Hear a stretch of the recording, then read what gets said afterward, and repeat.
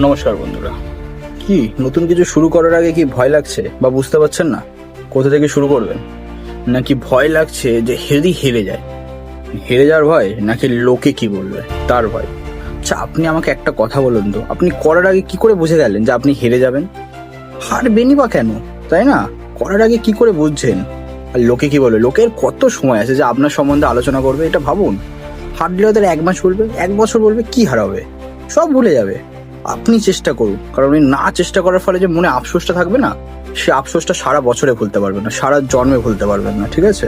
বছরের পর বছর কেটে যাবে, কিন্তু আফসোসটা মাথা থেকে মিটবে না কখনো। তাই মনে আফসোস রাখবেন না, চেষ্টা করুন আর কিছু করার চেষ্টা করুন।